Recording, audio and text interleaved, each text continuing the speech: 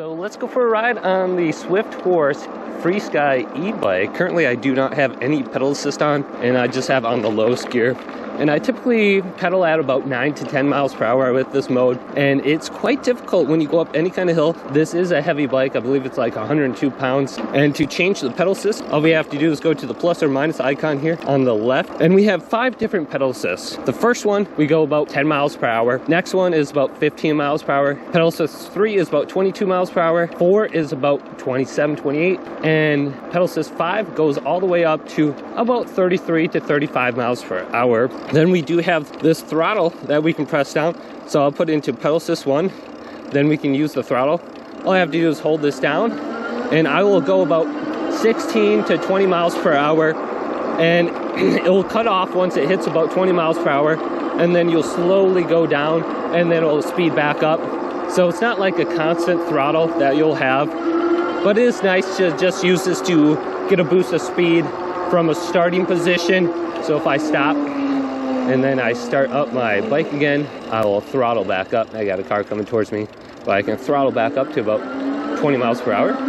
It'll be quite convenient to get your bike going again. And I do have 7 different gears I can rotate through. So let's go up to the top speed here on pedal assist 5, and I'll show you how fast this bike accelerates. So I'm going to put it in the highest gear. Let's go up to pedal assist 5 right away. And we're cruising, getting up to speed. We're at about 25 miles per hour. Going up to about 30 miles per hour. And we're topping about 33. Let's see if we can go a little bit faster, 35. And that's where pedal assist is cutting off. This does drain the battery quite quickly. Probably only get about 15 to 20 miles. And you got to pedal a lot just to keep up with it. Otherwise, you're ghost pedaling. Let's bring it back down to pedal assist 4 and see what we're at. So this one, I'm at about 30 miles per hour, and you got some ghost pedaling going on too, unless you're going up against a heavy wind or any kind of hill. And this bike does do hills quite well.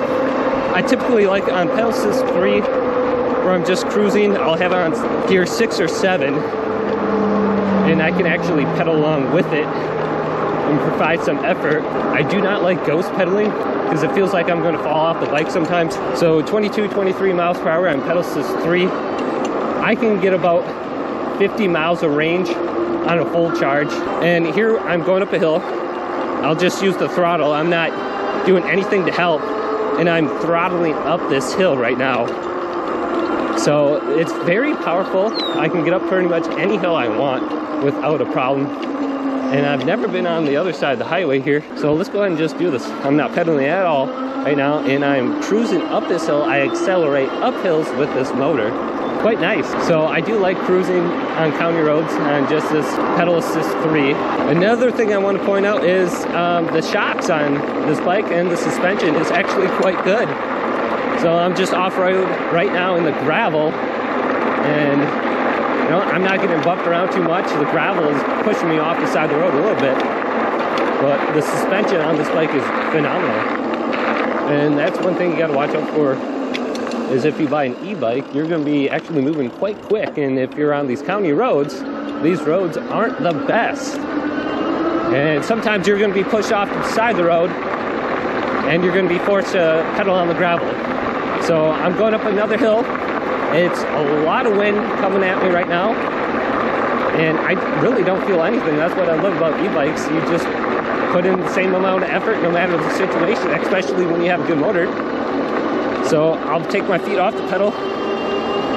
You can see I'm throttling up against the wind and this hill, this overpass, and there's no problem whatsoever. I love it. So let's go off the side of the road again and test out the suspension and jump around a little bit.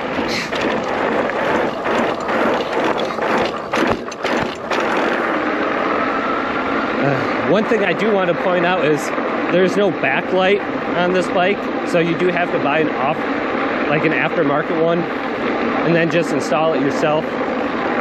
And that is what this little switch is right here. Gives me turn signals and like a flasher and a laser light. And make sure everything is tight on this bike, or maybe bring your wrench with you the first couple times you ride this bike, because things will come loose. Make sure your battery's fully charged. When your battery does drop down to level 2, I believe, level 2 or 3, it will also reduce the speeds by 2 or 3 miles on each pedal assist level. It can take about 6 to 7 hours to fully charge it. And right here is an option to turn on the headlight. The headlight is literally like a moped headlight. It's actually relatively good. You can't see it during the daylight, but I'd be able to illuminate pretty much everything in front of me. And the brakes are really good too. Brake and just brake. So, I mean, I braked in about 15 feet, not a problem.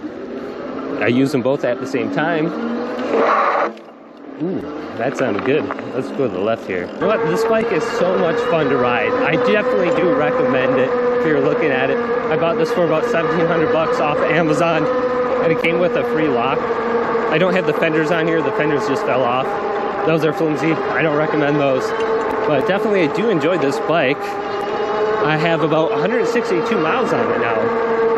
So if you have any questions for me, just leave them down below in the comment section. I'll see if I can answer them for you.